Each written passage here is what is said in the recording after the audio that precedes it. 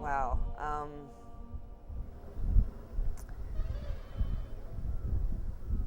I guess I'd like to think that my life. Sorry.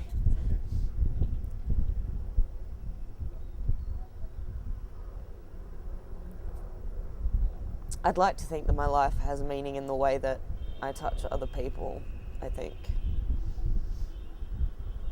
And if I can bring something to other people, then that gives my life meaning.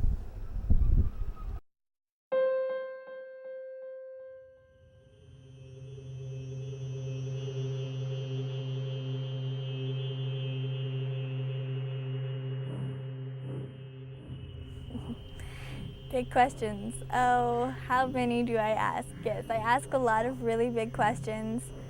You know, a lot of times growing up, I used to ask, like, what's my purpose? What's my passion? What am I good at? Because in the Western culture, you know, you go to college, you get a degree to get a career, to have a certain lifestyle. And I was stuck in that habitual cycle of viewing life like that until I really got into yoga and meditation, and I realized, like, it's not, like, your job doesn't define who you are, and that I wanted to make this spiritual path, like, my main goal. So I haven't given up, but I've redirected the big questions that I was asking when I was younger.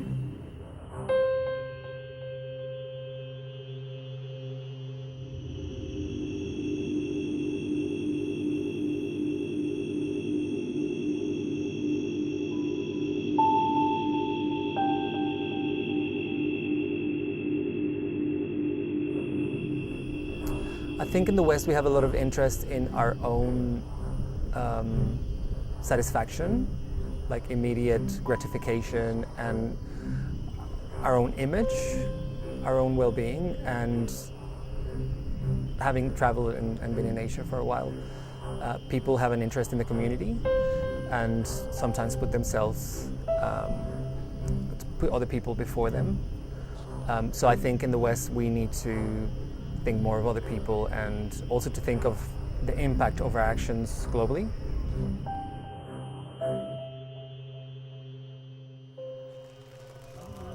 When I think about the individuals that have inspired me, it's mainly been philosophers and writers, I suppose. I mean, at this particular time of my life, I think a lot about Thich Nhat Hanh, who is a Vietnamese monk that was exiled from Vietnam during the Vietnam War because of setting up the Peace Corps, and I really, really enjoy his writings, and I got a lot out of it, particularly around how to let go some anger, suffering, and so on.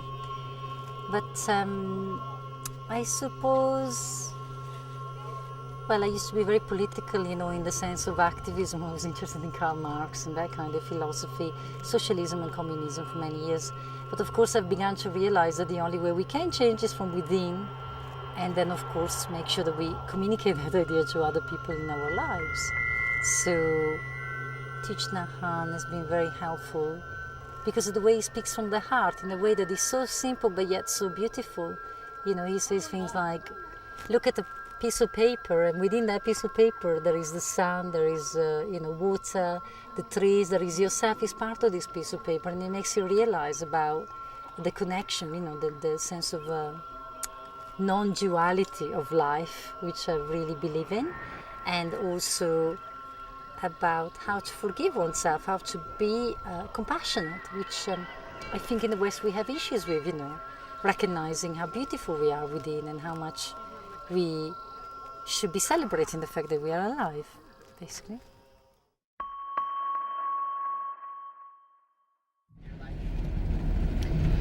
It's actually a long time ago when I used to be interested, very interested, but I never went very deep into it. And I always liked a story behind it. I never liked empty sport when you just take care of your body.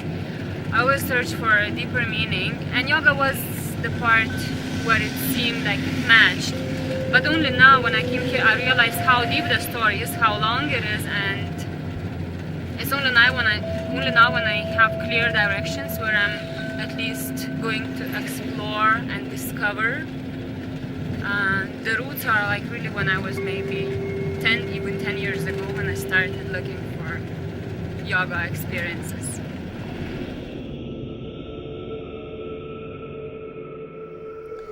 Well, just from my professional experience working in energy and sustainability issues, I mean, I have a lot of questions in that respect about humanity as a species and our consumption habits and the level of population growth and, where that's taking us and what events are going to happen based on those two dynamics in the near future.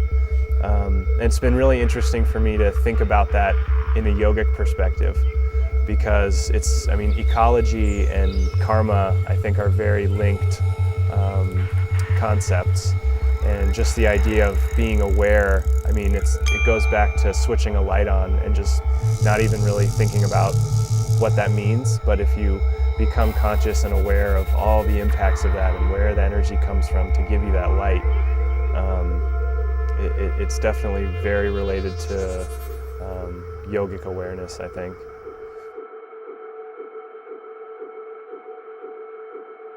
I started doing yoga a lot when I was 17 for the first time.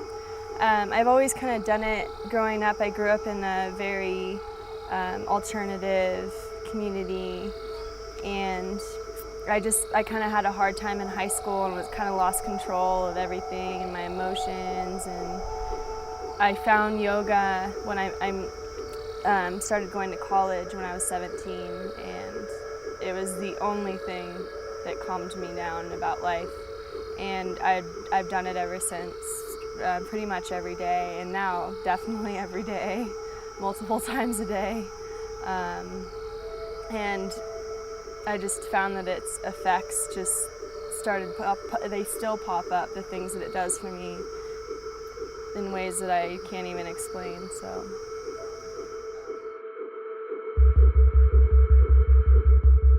Do I think life has meaning? It depends which perspective you look at it from, because here learning, and I've done a seminar in the past, and you're supposed to think that there is no meaning in life. Like, there's a philosophy that says life is empty, life is meaningless, and if you don't get the meaning behind that, or I shouldn't say meaning, but if you don't get what that entails, then it sounds, I think, very negative and very maybe cynical. But just by saying life is meaningless, to me it's you shouldn't make meaning to something that there's not meaning to. Like, any thought that arises is something that you've perceived in some way, but there's not necessarily truly a meaning behind it except what you give that meaning. So to say that there's meaning to life, I'm going to say no, life is meaningless. If that sounds negative, I think it's just maybe a misunderstanding, but for me, life is meaningless.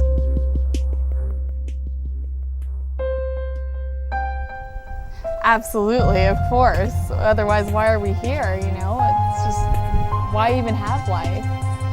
And I like to believe that, there is another life out there, and, it all reflects back to karma. Your actions, your thoughts, what you say, it's just, it all has to have meaning. Otherwise, why are we here?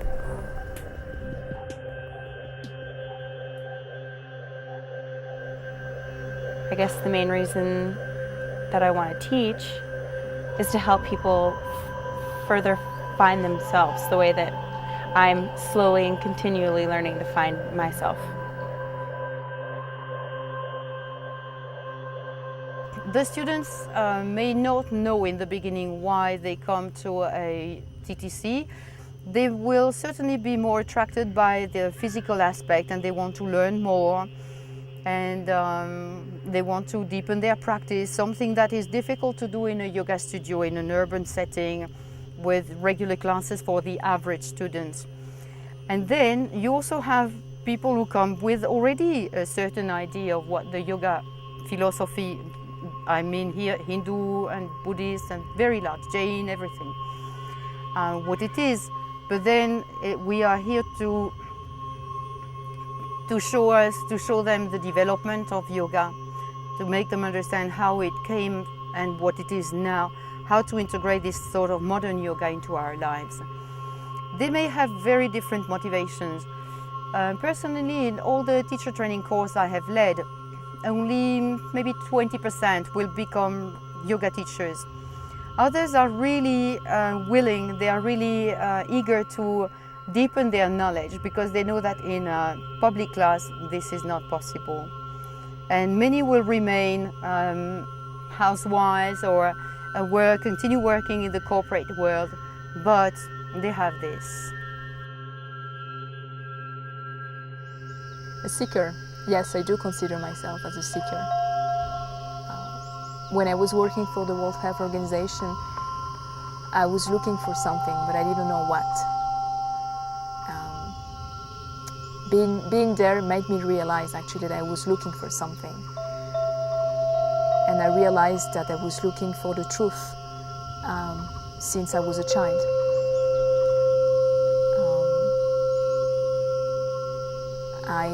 For me, I had a very hard life being a child. I was an unhappy child, and once I started to take care of myself, to do more meditation, to pay attention to what I was eating, I started to feel better. And thanks to meditation and any pranayama techniques, I started to listen to myself, to what this body needed, not only the mind, the monkey mind part, but to what this physical body needs.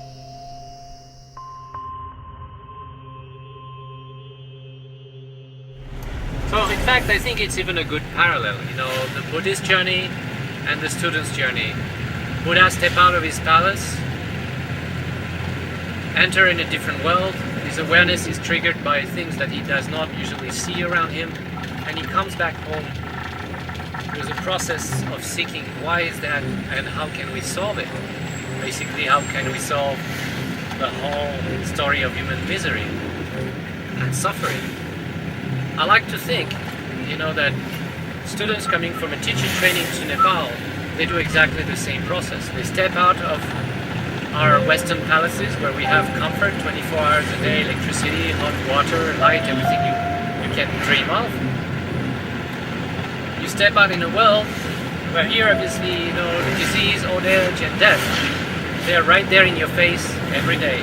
And more than that, misery, famine, lack of education, really difficulty. Obviously the first thing it does is that it puts into perspective the problem we face in our daily life. They are nothing compared to what people are facing here. But the same parallel I would like to believe exists. That people who come, students who come to a teacher training will have their awareness awakened by such a journey and will return to their palace thinking, you know, how can I solve the whole eternal story of humanity's suffering. And that is why I think Nepal is a good place. It's obviously the land of Lord Buddha, and I hope that somehow the spirits or the forces that triggered the mind of Lord Buddha to start thinking deeper. I really hope that the same forces are still present and will continue to trigger the mind of every student who come to do such a training in Nepal.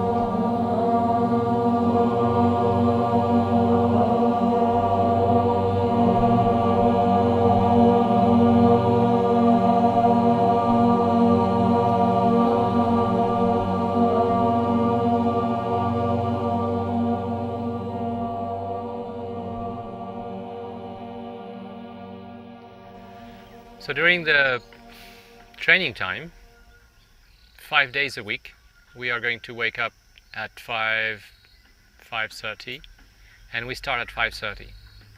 We start with an hour and a half, 90 minutes of pranayama, kriyas and meditation. Kriyas being cleansing action, and pranayama are breathing techniques to enable to discover the subtle body and its energies. We immediately after a short break we go for 2 hours of asana practice, which is the most familiar practice in the West. So postural position where you work on your physical body. That's for 2 hours. That will take us until 9 o'clock in the morning. After 9 o'clock we have a break for breakfast, a shower, whatever. And we start again from 10 o'clock to 1 p.m. for 3 hours of lecture where we review the tradition, the philosophy, and all the theoretical elements that composed not only Hatha Yoga but also the other branches of yoga and the whole tradition of yoga. So for example, here in Nepal we also review the contribution of the Buddhist and the Hindu tradition towards yoga. From 1 p.m. to 2:30 p.m. more or less, we have a lunch break, a bit of rest, and we start in the afternoon where we mostly work on the methodology, how to become a teacher, what are the tricks and the skills you require, from adjustments to verbal cues to organization of a class. And this includes not only asana but all the different elements of a class and all the different practices of yoga. So we will also review chanting, meditation, visualization, drawing mandalas, every kind of practice we try to include to be as broad as possible. Yoga is a very big word. Yoga not only gives the peace of oneself, but it can really transform of oneself as well as others, and whole world can change by doing yoga if you really understand it and put into practice into it. That you can change. By changing oneself, it can change others. So my name is Royal Ilgi. Here in Nepal, my friends call me Atmaram Dai, and I'm here assisting as a volunteer with the Nepal Maharshi Vedic Foundation. My name is Robert Wallace, and in Nepal, all my friends call me Ram Prasad, and it's been quite a pleasure to also work with Nepal Maharshi Vedic Foundation here in Kathmandu. And primarily, my friend and I, we're teaching transcendental meditation and programs related to traditional culture, which in Nepal, traditional culture is of a spiritual nature. So it's quite a fascinating opportunity for us to be able to involve deeply into the original culture of Nepal. And I've been here on and off for the past 15 years. Quite a lot of time in India, quite a lot of time here, and it's become home for me also. Well, having lived on and off in Nepal for more than a decade, I've met quite a few foreigners who come and go. And there is a common thread, And this is my own personal, maybe I would say it's a guess or an observation, that most people who come to Nepal, well, let's say two categories. There's those who are attracted by the obvious beauty of the country. It's spectacular, it's Himalayas, and people come just to see the Himalayas. But quite a lot of people, when they come to Nepal, they're actually in a period of transition in their life. And for some reason, the Himalayas have been like a magnet for spiritual seekers throughout time. If you look at any of the books, you know, the yogis have always gone to the Himalayas, the monks always live in the Himalayas, the spiritual aspirants always find themselves in the Himalayas. But in practical terms, I meet many people who are in a transition of some kind or the other in their life. And they find themselves in Nepal, and the nature of the culture of the people, the nature of the physical environment, the spiritual quality that seems to permeate the atmosphere in many ways seems to be a big help for them in sorting out different aspects of their life. And many people are not consciously seeking. They just happen to be in a transition. They find themselves here, and then they find when they go back home that some positive change has taken place in their life, be it perspective or some practical aspect like that. And you'll find that almost all foreigners who come to Nepal desire to come back because it has a very positive impact on their life. Well, I started the practice of meditation 40 years ago, and I've stayed with it ever since.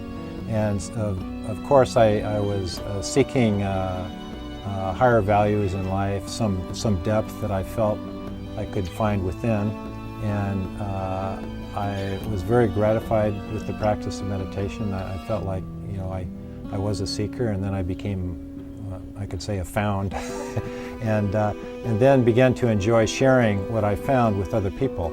And basically the practice of meditation, which is a very simple, natural mental technique that allows people to dive within and cultivate their own inner potential. And so I've enjoyed doing that much. It's more gratifying teaching than learning, as all teachers know. And so it's been a very enjoyable process for the last 4 decades. The word self-realization has, I guess probably like the word yoga, has a very big spectrum of meaning, what it can be. And again, as every human being, I keep saying this thing, but as every human being is an individual, so their realization of their self is also very much an individual concern. And there are many aspects to what that could be, from developing a better personality, getting rid of my rough spots, being more integrated with my environment or with my society. There's also a kind of self-realization. Spiritual people normally use the word self-realization for a concept of enlightenment. But again, the concept of enlightenment is only a concept. Living of life in the best way is a kind of self-realization. In Tibet, there's a famous yogi, as so many people have read his life story, Milarepa. And at the end of Milarepa's life, he was one of these great Tibetan yogis who manifested all kinds of miraculous things, and there's all these wonderful stories about him.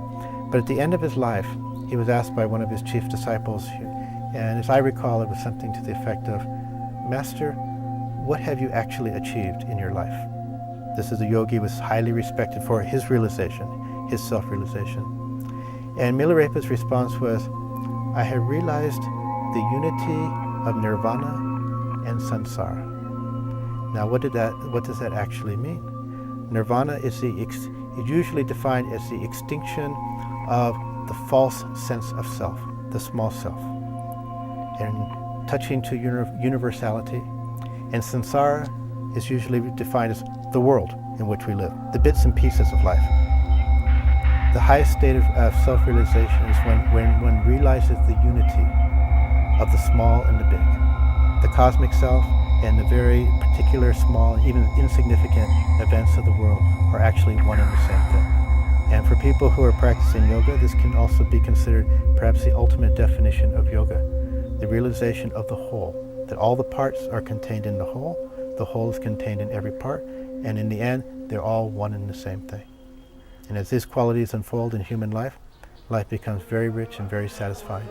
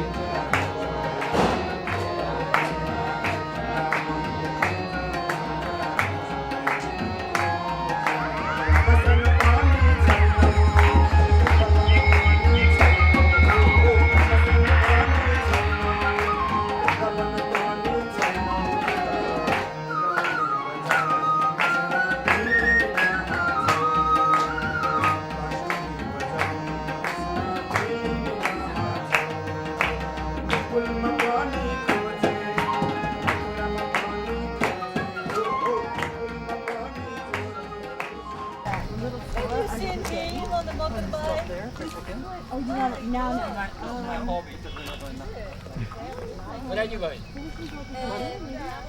Nama Buddha. Nama Buddha. Yeah. Okay. Who is the guide? Nobody guiding? Me, sort of.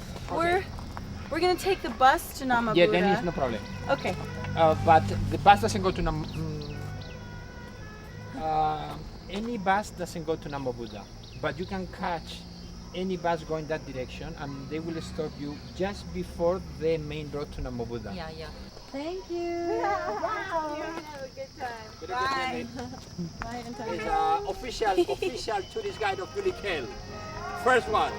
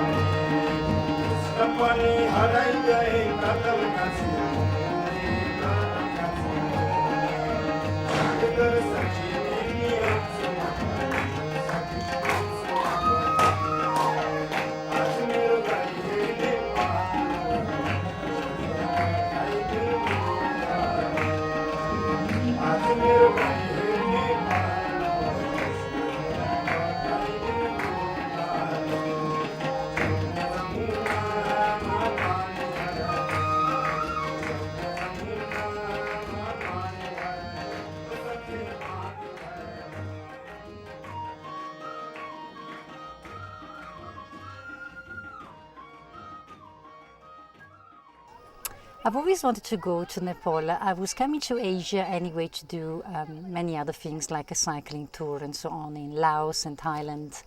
And I really desperately wanted to come to Nepal to see the birthplace of the Buddha, because I'm interested in meditation and also I love mountains. Well, it's an interesting term, seeker. I think it's probably fairly neutral. So yes, I consider myself a seeker in the sense that I'm searching for new things, for growth, personal growth, and hopefully that will have an impact on the people in my life and the kind of things that I decide to do.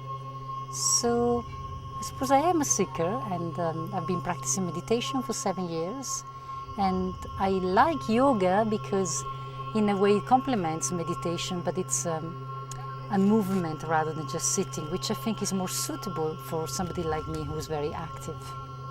I suppose since my teenage years I've always been interested about what is the meaning of life, I suppose, and I went from existentialism, the philosophies of the post-war writers, the French philosophers, on to meditation, of course, and Buddhism, but I'm still searching really, and I suppose spirituality is an important part of everybody's life. Without wanting to be dogmatic or sectarian, I am interested in seeking the truth about why are we here and what are we supposed to be doing with our energy and the things that we can do. I think life has meaning. I didn't used to think that all the time. As I mentioned earlier, I was interested in existentialist philosophy in my late teens. But of course now I'm in my mid-30s, so yes, life has meaning. We are here because we want to change things and hopefully for the better. For me, what I sometimes struggle with in the West is the lack of compassion for oneself and for others, and I think this is something you can find here. Obviously, the monasteries with the monks, but also the way of life. People here are very, very poor in Nepal, but they are always smiling and they're very, very generous, but they have nothing. And I think, unfortunately, in the West, as many people know, the 20th and 21st century has brought about the idea of materialism as the goal to achieve happiness, and we all know that once something breaks or once we bought it, we aren't actually really happy. And that's part of the reason why I'm here too, because I don't think the materialism satisfies my needs to be happy. So Nepal can help us all to realize how much we do have and go back to the source.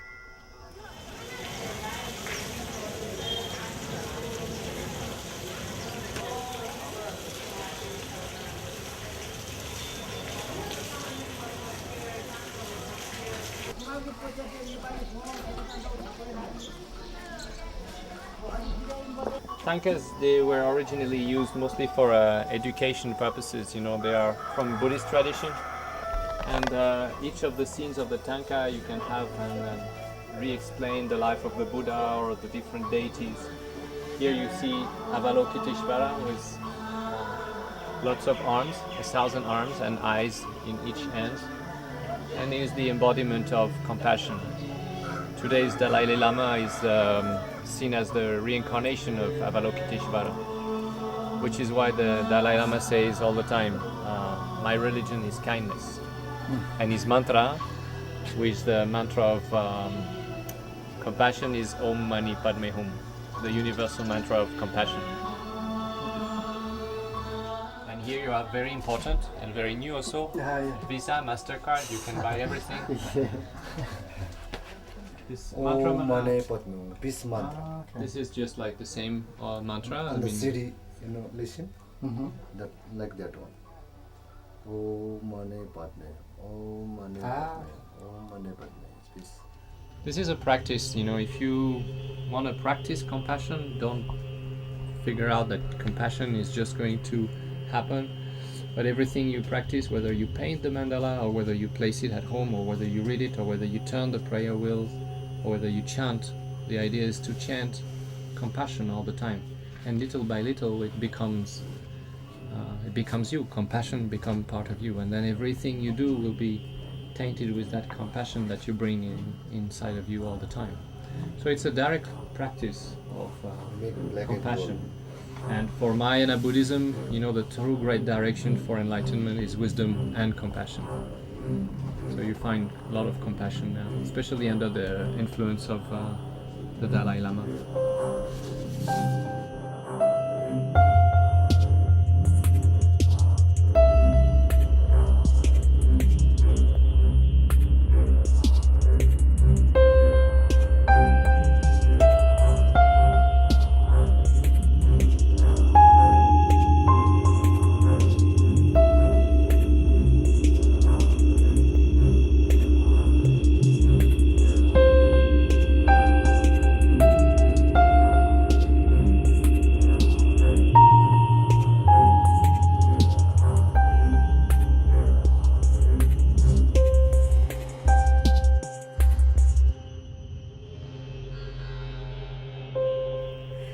I have taught here then in Nepal, even in India.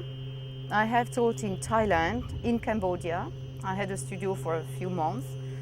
I have taught in Vietnam and mostly in China. Beijing, Kunming and Shanghai. In the path of renunciation, you sort of take vows. You, for example, you say, I'm not going to smoke, I'm not going to have sex, I'm not going to. It's rather a sort of negation. Like this, you eliminate the obstacles. Of course, if you live in a cave in the Himalayas, there are little temptations. Now, if you live in the middle of a big city and you integrate everything, you know, one thing we say in Tantra is, and all the renunciation teachings say the same thing, that the ultimate realization is pure bliss. So to reach that bliss, why should we renounce to the worldly happiness? So you have the path of renunciation that say you have to renounce, because this is a very steep path and difficult. Only through renunciation you will reach the final goal. And you have the boga, enjoyment, the path of Tantra, which says there is nothing to renounce, nothing. Take everything and turn everything into a tool, a practice for the final realization. And so this is how I am. Inhaling, turn your head forward. And exhale.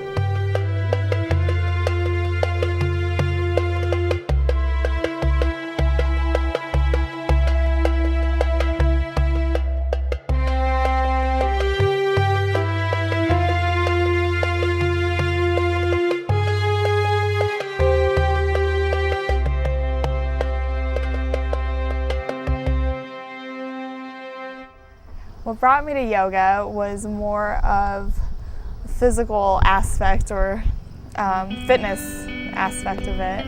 I started off with Bikram, which the instructors here tend to frown upon, and been practicing on and off for about 3 years. And it wasn't until about 6 months ago where I was meditating, and in that meditation, I really can't explain to you what I felt, but I knew that there was some kind of cosmic energy that I fell in love with, and I wanted to know more about it. So here I am. The reason why I want to teach yoga is because I have received a lot from yoga. I've been actually healing my body on a physical level. I've been healing my body through yoga asana, which are the yoga postures. I used to have a really bad posture from, like walking in the wrong posture for many years and working in front of a computer, and I've just been feeling my body healing. And then when you go deeper and deeper into yoga, you start realizing subtleties in terms of holistic well-being, mentally, spiritually, and I'd like to be able to help other people in that path, or guide them, or pass on some of the things that I've learned. I think that the West may be lacking a little bit of simplicity. They just had their Festival de Chêne, which this swing is representative of, and like the saying is, you're supposed to leave Earth every now and then, and that's why they build these huge swings, is so that you can leave the Earth. And it's their holiday that is supposed to be the equivalent to Christmas, and then you think about Christmas and it's like, what happens on Christmas? We go, we get trees and we get presents and we have feasts, and we kind of go overboard, and we end up coming back from Christmas feeling exhausted, and you're supposed to come back from a holiday feeling rested and rejuvenated. And I feel like that's what they kind of get here. Like it's very simple. It's just basically, yeah, I'm not going to work today, and they leave little gifts for neighbors on the doorsteps, and they bless everything, and it's very simple. And then they build these swings all over the place and gather and swing. I mean, it's just a very simple thing. Back home, I have a friend who used to be a monk in Burma, and he really serves as a spiritual guide for me and really supports me in my path of spiritual exploration and meditation and yoga. And I find that looking at him and his life and how successful he's been on that path gives me hope to know that yes, there will be ups and downs and bumps on this road, but that I will find my dharma or my path, and that gives me hope. Meditation is a big part of yogic practices. In fact, all tradition, Eastern or Western, have used meditation as a way to discover oneself. Meditation is the act of climbing, even though for a short while, to a higher level of consciousness and looking at oneself at a lower level of consciousness.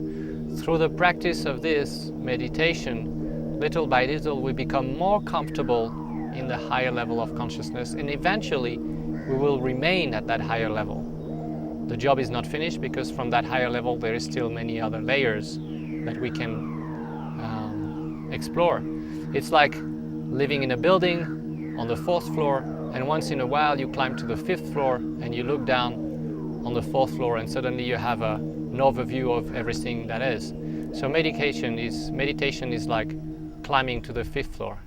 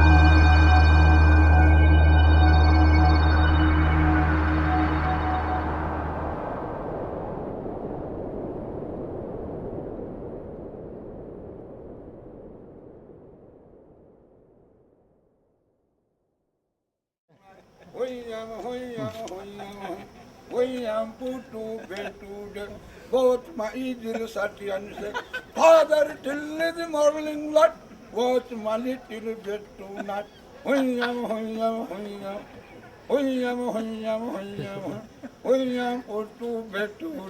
Both my There's a quote that I like from the Dalai Lama. It says, and he said, in the West, you are living like if you would never die, and you die as if you had never lived.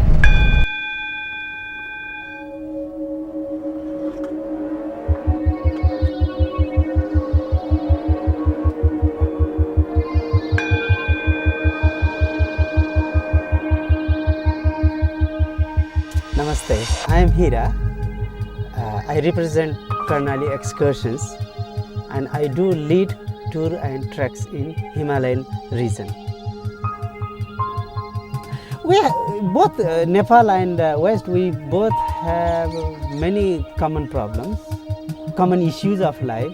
You know, West is also the part of planet, Nepal is also part of planet, and you know, those people who are living in the West, they are also human beings, we are also human beings.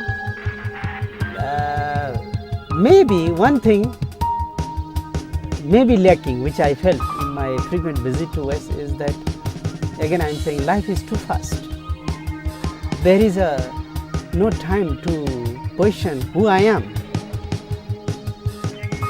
And sometimes people forget what is their purpose of life. You know, just running after the gain and gain, that doesn't sometimes translate your life into good form. Probably Nepal gives chance to sit quietly, getting connected with those divine powers residing in Himalaya and help them to find the better meaning of life. Better meaning of life. I hope I am fair in saying this.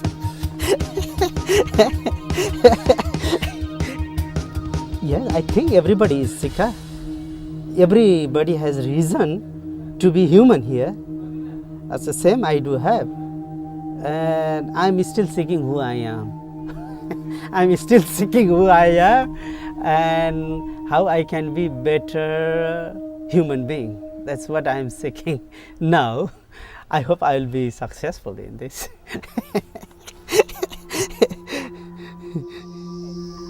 Together with Gabrielle, I founded Yogi-nomad school a few years back, and it was officially established the 1st of April 2009.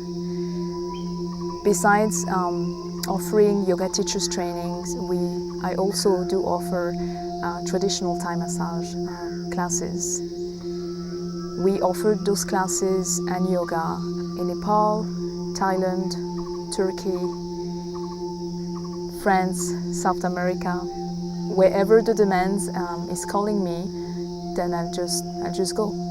In 2007, I decided to go to Thailand, Chiang Mai, northern Thailand, and study Thai massage.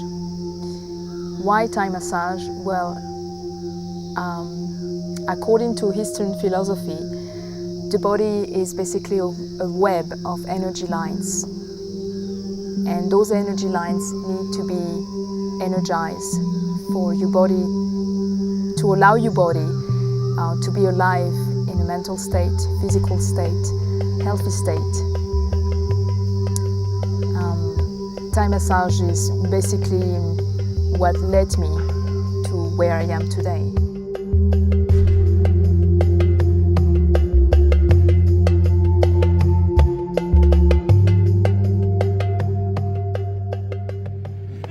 I just think the deeper into the forest, the more trees. The moment I came here and got this knowledge that I got here, I just realized that I know nothing so far. I knew nothing really, because like such a big story behind what we used to do in any yoga class, which is so elaborate, and plenty of new things really. It's overall experience. It's not only the classroom, it's people around you, it's culture, it's everything. It's history, it's religion.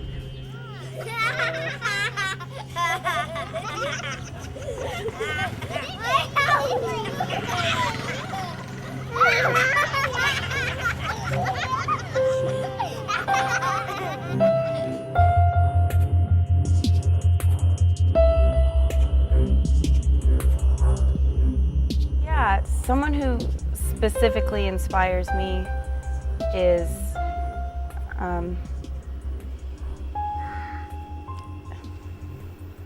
she's one of my dearest friends,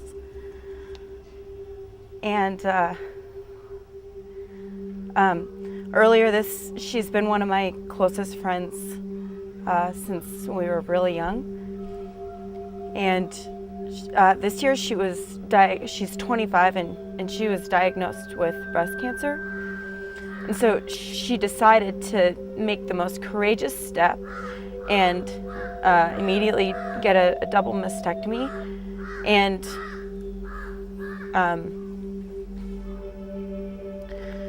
do 5 months of chemotherapy.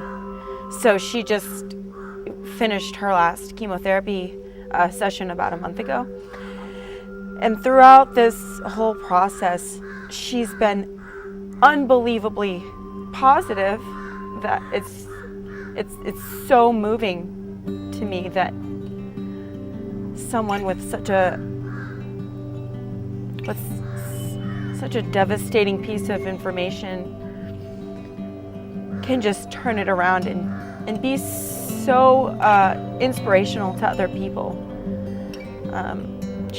She really moves a lot more people than I think she knows, me as one of them. So I think the power of your thoughts has such an impact on the effect of your body, your mind, your soul, the energy that you give out to the world. And she's really shown me that the power of positive thinking has an incredible healing element to it. So yeah, my best friend, Jessica Weller. My favorite part of the journey so far has been, I think they call it the Sangha, the community of people that are seeking the same spiritual progress that you are, people that are following the same path. Because I've always kind of been the only yoga person in my group of friends, and they kind of see it as like, oh yeah, I lift weights, you do yoga. But it's been great to hang out with 20 people for 5 weeks that really understand what yoga is all about and want to learn more about it and want to teach other people about it, and have read books and have heard speakers or have traveled to places or gone to studios that you've never been to, and can give you a better sense of what's out there, and also just kind of affirm how incredible it is to be with other people that share your passion and your desire to progress. My favorite part about Nepal so far is that spirituality is pretty much ingrained in everything, and the namaste, like that's how they greet each other. And I go to, for instance, the other day we had a mantra class and we were going over a mantra, and then I went into this internet cafe and the guy was playing the mantra was playing on the local radio, and it was just kind of like, it's definitely everywhere, and everybody's involved in what's going on. It's pretty cool. And just meeting, I think, like-minded people. It's hard in everyday life to come into contact with people who are on the same path as you, so being in the situation whereby pretty much everyone is on the same path is huge. What does the world need now? Well, actually, I think it's a very simple answer, what the world needs now. The people of the world need to become more in tune with themselves. When I was asked the question of the relationship between meditation and yoga you can also define as becoming in tune with yourself, experiencing yourself. Because what you find is that people who have a natural spiritual nature, who are more in tune with their inner selves, with the better qualities of human nature, they share that quality with their environment. They inspire that quality in their environment. And to overcome the pressure of living in the modern time, the accumulation of negativity and stress in the environment, which is a problem throughout the world, then the practice of yoga and meditation is very beneficial, probably we could say very, very necessary.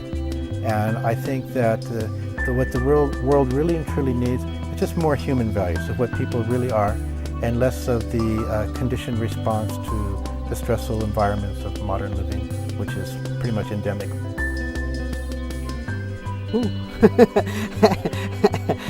I hope I can answer this question, but what I think is that this world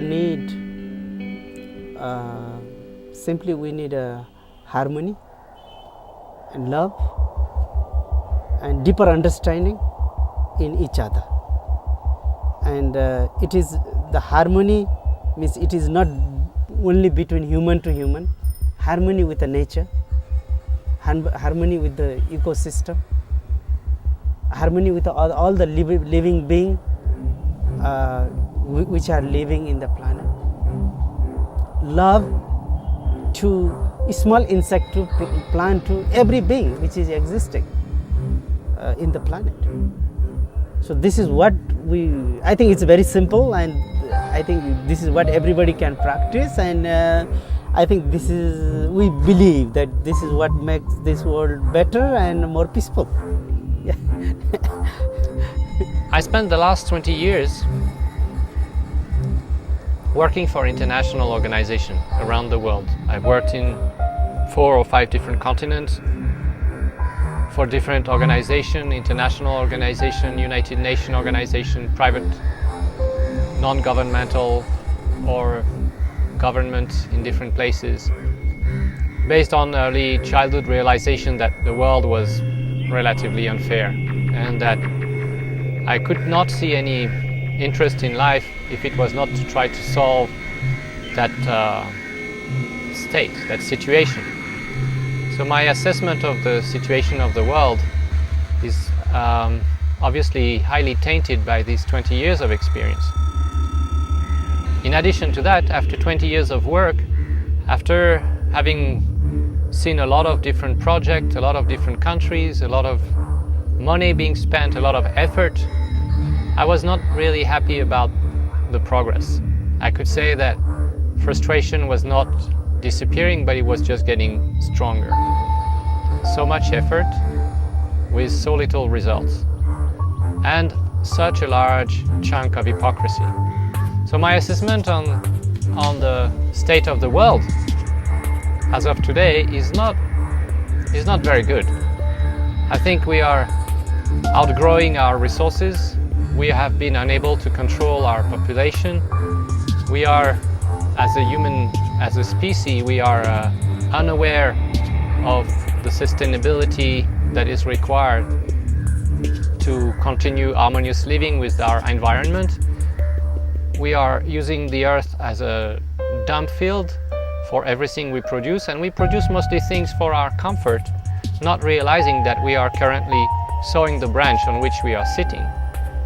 We owe every single thing to Mother Nature. The air we breathe, the water we drink, and of which 70% of our body is composed of, the food we have, although when we go to the supermarket, of course, we don't see the tree where the apples are grown, we see the plastic bag, but the tree is rooted in nature, and without sun and fresh water and air, it will stop producing apple. Now we've lost that connection, and I think the state of the world really shows that. We are going further ahead, trying to lure ourselves that tomorrow worlds will be eating pills and living in condominiums with maximum comfort, getting energy from God knows where. And after 20 years of work in the international organization, I said, I don't want to continue in another 10 years and find myself in 10 years with just as little impact and more money spent. This is where I started to look for a different direction. And in fact, the direction was provided by my work with the yoga and as a yoga teacher, where I think today what the world needs most to sort the current situation is not so much more money or more manpower or more vehicle or more material. I think we have all the resources we need, we just badly use them. I think what we need is more ethic. We need to really ground our action into a deep, profound ethical vision of what should be done. And today it is obvious that throughout the world, whether it is advertisement or the world of politics and the world of large media, it's all made of lies and deception. So this is the first big impeachment for any progress. Today I have reached the deep belief that whatever we do is going to be profoundly impregnated, is going to have the same nature as the nature of our own self at the moment we do this action. And to be able to sort or to make some modification, some change to ourselves and to our environment, we need to do them from that profound base of purity, of ethical, a very solid ethical ground that is missing everywhere. And in that sense, I really think that yoga, not in its physical form necessarily, but yoga in its more spiritual form or traditional form, is a possible response to the current state of the world.